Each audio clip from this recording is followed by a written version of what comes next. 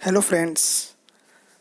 आज का जो टॉपिक है एकक कोशिका का घनत्व, वो न्यूमेरिकल्स की दृष्टि से बहुत इम्पोर्टेंट टॉपिक है और एग्ज़ाम में आने की पूरी पूरी संभावना है इसकी। कंपटीशन एग्ज़ाम की दृष्टि से भी एक बहुत ही इम्पोर्टेंट टॉपिक है, इसलिए इसे आप ध्यान से कीजिए। और जिनके बायो है वो भी इसको समझने का प्रयास करें और इसके प्रश्नों को हल करने का प्रयास करें। बहुत इजी है, कोई मुश्किल वाली बात नहीं है। अगर आप समझने की कोशिश करोगे तो बहुत आसान है। तो हम शुरू करते हैं एकक कोशिका का घनत्व। जैसे कि हम जानते हैं कि घनत्व एक ऐसी प्रॉपर्टी है जो इकाई आयतन में मास को शो करती है, यानी यूनिट वॉल्यूम में मास पर यूनिट वॉल्यूम। मास पर यूनिट वॉल्यूम का मतलब होता है कि इकाई आयतन में कितना द्रव्यमान उपस्थित है, वही उसके घनत्व को शो करता है ना। जनरली हम जो चीज़ भारी होती है उसको हम कहते हैं कि इसके कम आयतन में ज़्यादा मास और जो हल्की होती है उसको कहते हैं हम इसकी डेंसिटी कम है ना। तो एकक कोशिका का घनत्व कैसे निकालेंगे? यहाँ पर जो एकक कोशिका ली हमने वो क्यूबिक यूनिट सेल लिए, घनीय एकक कोशिका लिए जिसके सभी कोरों की लंबाइयाँ समान है, जिसको हम स्मॉल a से शो करते हैं। तो हम यहाँ पर भी वही सूत्र लेंगे घनत्व का। अगर एकक कोशिका का घनत्व निकालना है, डेंसिटी निकालनी है, तो उसका फॉर्मूला वही रहेगा, एकक कोशिका का mass of unit cell upon volume of unit cell. ये हो जाएगी डेंसिटी ऑफ यूनिट सेल। यानी एकक कोशिका का द्रव्यमान पहले निकालिए और उसके बाद निकालिए आप एकक कोशिका का आयतन, है ना, और उनका अनुपात ले लीजिए, निकल जाएगा आपका घनत्व। तो सबसे पहले हम निकालेंगे एकक कोशिका का द्रव्यमान। एकक कोशिका का द्रव्यमान कैसे निकालेंगे? अब एकक कोशिका किससे बनी है? जो यूनिट सेल है वो किससे बनी है? वो बनी है कंस्टिट्यूएंट पार्टिकल से, चाहे वो परमाणु हो, अणु हो या आयन हो। यहाँ पर हम सुविधा के लिए हम एटम्स ले रहे हैं ना। तो एकक कोशिका में जो परमाणुओं की संख्या, जितने भी परमाणु उपस्थित हैं उनका जो द्रव्यमान है वही एकक कोशिका का द्रव्यमान होगा। सीधी सी बात है ना। तो हम क्या करेंगे कि सबसे पहले ये निकालेंगे, ये मान करके चलेंगे कि उस एकक कोशिका में एक ही प्रकार के परमाणु हैं, और अगर उस एकक कोशिका में परमाणु की संख्या को हम मान लेते हैं Z, माना कि उस एकक कोशिका में प्रति एकक कोशिका परमाणु की संख्या, नंबर ऑफ एटम्स है Z, और एक एटम का मास है स्मॉल m, तो उस यूनिट सेल का टोटल मास कितना हुआ? Z इंटू m, है ना। समझ में आया नहीं है? तो जैसे माना कि जैसे कि कोई एकक कोशिका 4 एटम से मिलकर के बनी है और हमको पता है कि एक एटम का मास है स्मॉल m, है ना। तो टोटल एकक कोशिका का मास क्या हो जाएगा? 4 इंटू m। सिंपल लॉजिक, उस 4 को ही हम कहते हैं Z। तो हमको मिल गया एकक कोशिका का मास। लेकिन क्वेश्चन में जब भी हमको देते हैं तो किसी एक एटम का मास थोड़ी देते हैं, हमको तो जनरली मोलर मास पता होता है किसी भी चीज़ का। किसी भी एटम का, किसी भी परमाणु का हमको मोलर मास पता होता है, हमको कोई एटॉमिक मास नहीं देते वहाँ पर।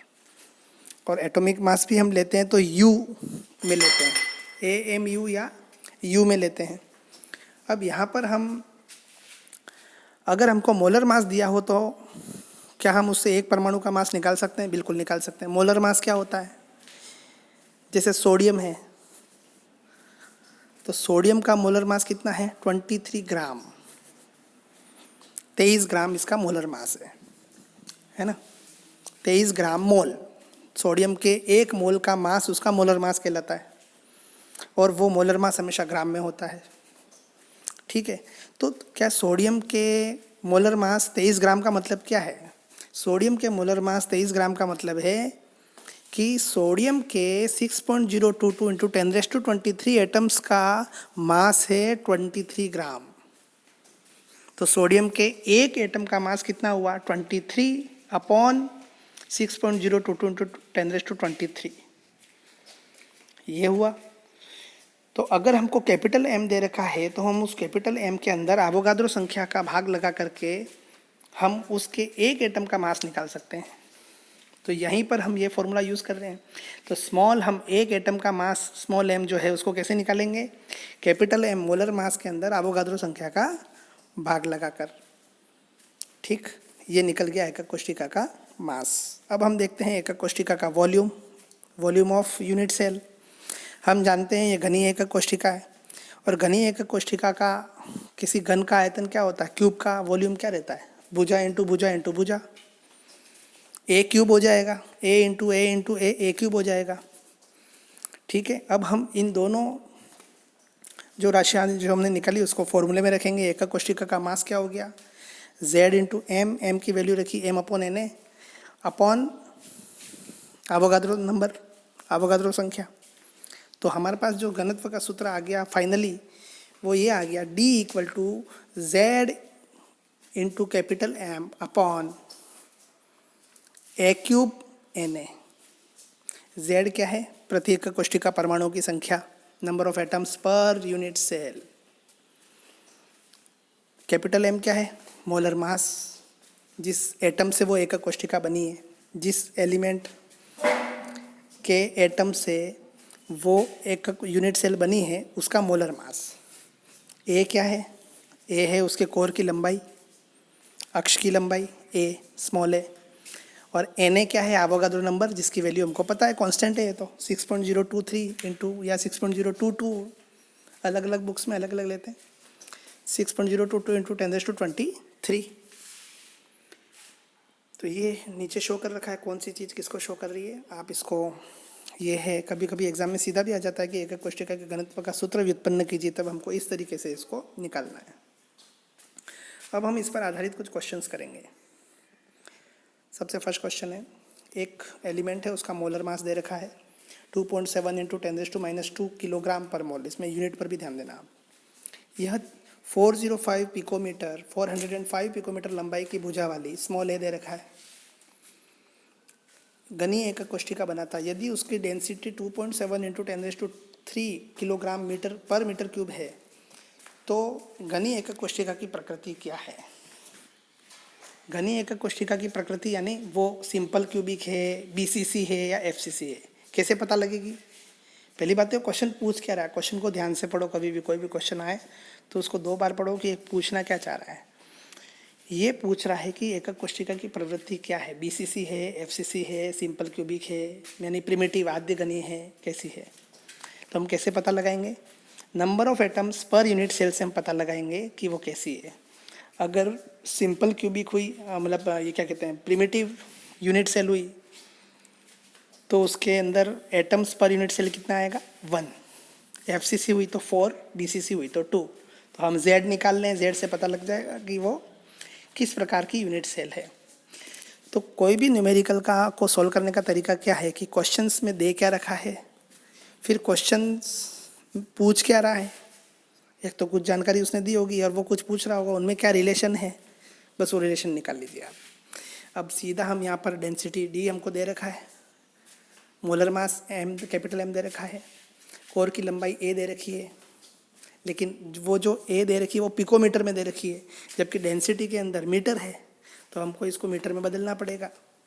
पिको का मतलब होता है 10⁻12, 10⁻12, तो वो प्रीफिक्स है, ये 11th में हमने पढ़े थे प्रीफिक्स। तो यहाँ पर स्मॉल m गलत छप गया, ये a ही है, ये a इक्वल टू हो जाएगा 405 इंटू 10⁻12 मीटर, और इसको वैज्ञानिक संकेतन में जब हम लिखेंगे तो लिखेंगे 4.05 इंटू 10⁻10 मीटर। एक यूनिट और आपको याद होगी, 10⁻10 मीटर को क्या बोलते हैं, एंगस्ट्रॉन। ये छोटी छोटी बातें जो ध्यान में रहनी चाहिए। अब d का फॉर्मूला लगेंगे, d बराबर z into capital M upon a cube N A. तो z क्या हो जाएगा, d a cube N A upon m, तो z की वैल्यू निकल जाएगी, है ना। बस थोड़ा सा छोटी छोटी चीज़ों का ध्यान ये रखना है कि पहली बात क्वेश्चन में पूछ क्या रहा है, और यूनिट को करना, जैसे यहाँ पर यूनिट डेंसिटी में तो मीटर दे रखा है, और यहाँ पर कोर की लंबाई जो a दे रखी स्मॉल है उसमें पिकोमीटर दे रखा है, पिकोमीटर को मीटर में चेंज करना पड़ेगा, है ना। तो इसका आंसर आ जाएगा 4.004, जो अप्रोक्सीमेटली 4 के इक्वल है। और हम जानते हैं number of atoms per unit cell अगर 4 हो तो एकक कोशिका कौन सी होती है? एफसीसी होती है या सीसीपी होती है ना। तो आंसर आ गया आपका। नेक्स्ट क्वेश्चन है, चांदी का क्रिस्टलीकरण एफसीसी चालक में होता है।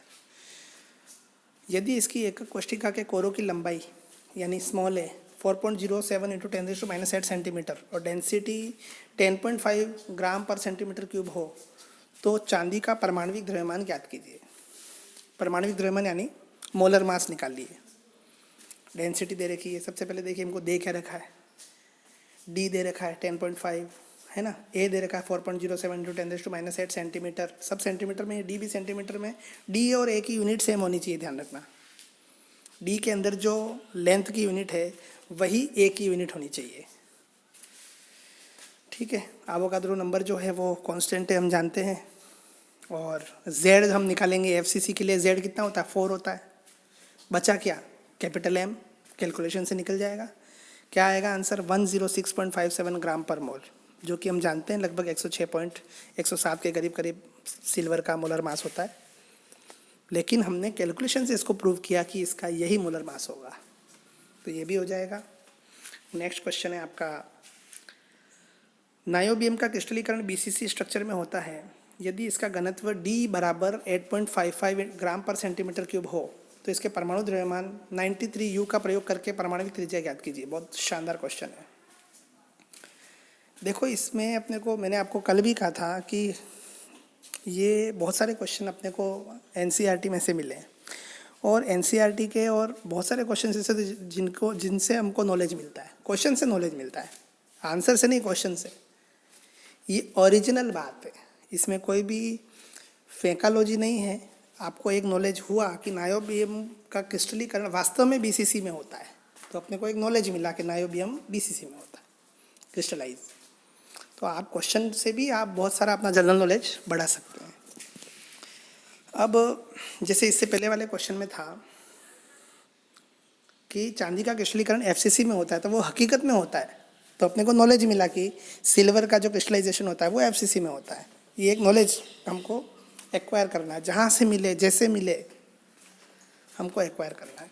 तो हम वापस क्वेश्चन पे आ जाते हैं। अब हमको दे रखा है, क्या क्या दे रखा है? एक तो ये दे रखा है बीसीसी स्ट्रक्चर है, दूसरा ये दे रखा है तो जेड निकल जाएगा, डी दे रखा है हमको, फिर मोलर मास दे रखा है 93 है, हाँ, या 96 गलत छप गया है, थोड़ा सा इसको क्लियर कर लें। अब हमको निकालना क्या है? परमाणविक त्रिज्या निकालनी है। अपन कहेंगे यार आर तो हमने घनत्व के सूत्र में है ही नहीं, तो आर हम निकालेंगे ए और आर के रिलेशन से। जो संकुलन क्षमता में हमने जो रिलेशन निकाला था बीसीसी के लिए, बीसीसी के लिए ए और आर में रिलेशन क्या था? ए इक्वल टू 4r/√3 है ना। तो उसके लिए पहले ए चाहिए। ए कहाँ से आएगा? डेंसिटी के फॉर्मूले से आएगा। डेंसिटी का फॉर्मूला लगाएंगे तो a³ इक्वल टू हो जाएगा Zm/d इंटू Na। वैल्यू रखेंगे, इसकी वैल्यू आ जाएगी सेंटीमीटर में। मैंने आपको पहले ही कहा था डी की में लेंथ की जो यूनिट है वही ए की यूनिट होगी सेंटीमीटर। तो a³ इक्वल टू आ गया 36.13 इंटू 10⁻24 सेंटीमीटर। जब भी इस प्रकार की सिचुएशन आ जाए, क्योंकि इसका घनमूल हम निकाल नहीं सकते, घनमूल निकालने का बहुत अच्छा तरीका, घनमूल निकालने बैठेंगे तो बहुत टाइम लग जाएगा। ईजिली घनमूल कैसे निकालते हैं? लॉग टेबल से। तो लॉग टेबल से कैसे निकालेंगे? दोनों तरफ लॉग ले लेंगे। Log a³ equal to log 36.13 into 10⁻24 centimetre. Log x की पावर n जो होती है वो n log x होता है। तो 3 log a इक्वल टू, इसकी वैल्यू रख देंगे -22.442। तो log a क्या हो जाएगा? 3 का भाग लग जाएगा -7.4806। अब log a की कुछ वैल्यू दे रखी हो और a निकालना हो तो एंटी लॉग लगाएंगे। a इक्वल टू हो जाएगा एंटी लॉग ऑफ -7.4806। इस प्रकार के क्वेश्चंस कुछ आपके चौथे चैप्टर में भी है, 4th चैप्टर में केमिकल काइनेटिक्स में, जहाँ पर लॉग टेबल का यूज़ होता है और लॉग और एंटी लॉग आपको आना चाहिए। तो इसके नेक्स्ट वीडियो में मैं आपको एंटी लॉग और लॉग पढ़ना सिखाऊंगा आने वाले कुछ दिनों में। जैसे ये चैप्टर होता है तो मैं आपके लॉग और एंटी लॉग पूरा अलग से एक टॉपिक लेंगे ताकि आपको समझ में आ जाए कैसे निकालते हैं। अब ये जो हमने यहाँ पर लिया, और लॉग की प्रॉपर्टीज़ भी हमको देखनी पड़ेंगी कि लॉ की प्रॉपर्टीज़ कौन कौन सी जो हमारे काम की चीज़ है। तो थोड़ा सा वो एक वीडियो मेरे को बनाना पड़ेगा जिससे बायो वाले आसानी से समझ सके, क्योंकि मैथ्स वालों को तो नॉलेज है लेकिन बायो वालों के लिए थोड़ी सी प्रॉब्लम होती है। तो एंटी लॉग कैसे निकालते हैं वो भी हम सीख लेंगे, है ना। इस वीडियो में मैं आपको नहीं बता पा रहा हूँ क्योंकि वो मैटर पूरा अलग से मुझे लिख के बताना पड़ेगा। अब यहाँ पर आप ये ध्यान रखिए कि एग्जाम में लॉग टेबल अलाउ है, कैलकुलेटर अलाउ नहीं है, लेकिन लॉग टेबल आप ले जा सकते हैं, इसलिए आप निश्चिंत रहिए। ए की वैल्यू आ गई। अब हम जानते हैं A=4r/√3।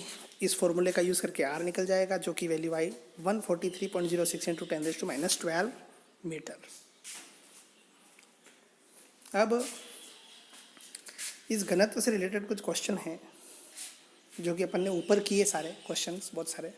फर्स्ट वाला क्वेश्चन अपन ने कर लिया था, एक तत्व का मोलर द्रव्यमान 2.7 वाला वो कर लिया। चांदी का क्रिस्टलीकरण ये भी अपन ने कर लिया। नायोबियम वाला क्वेश्चन भी हमने कर लिया, है ना। ये लास्ट में जो मैं क्वेश्चन देता हूँ वो आप अवश्य अपने बुक में नोट कीजिए, क्वेश्चन की कॉपी बनाइए, जिससे आपकी प्रैक्टिस हो और आपको लगे, हाथ से करोगे तो लगेगा, समझ में आएगा। केवल आप देखोगे और यूँ सोचोगे कि ऐसा करेंगे तो कुछ नहीं होगा। जब तक हाथ में पेन हिले नहीं तब तक समझना हमको समझ में कुछ आया नहीं। अब ये 3 क्वेश्चन। चौथा क्वेश्चन, यदि आपको किसी अज्ञात धातु का घनत्व एवं एकक कोष्ठिका की विमाएं ज्ञात है तो क्या आप इसके, सिंपल लॉजिक है, डेंसिटी का फॉर्मूला निकाल लो और एम की वैल्यू निकाल लो, मोलर मास की। एक तत्व की एकक कोष्ठिका की संरचना बीसीसी है। कोष्ठिका के कोर की लंबाई a दे रखा है, d दे रखा है। तो ज्ञात कीजिए 208 ग्राम तत्व में कितने परमाणु हैं। कैसे पता लगेगा? जब तक मोलर मास पता नहीं लगेगा तब तक हम मोलों की संख्या नहीं निकाल सकते, और मोलों की संख्या नहीं निकाल सकते तो हम ये नहीं बता सकते कि कितने ग्राम में कितने परमाणु हैं। हम कैपिटल M निकालेंगे, उस कैपिटल M का इस ग्राम में भाग देंगे 208 ग्राम में, जितने मोलों की संख्या आई इंटू 6.022 × 10⁻23 इसका आंसर होगा। नेक्स्ट क्वेश्चन भी बहुत इंटरेस्टिंग है।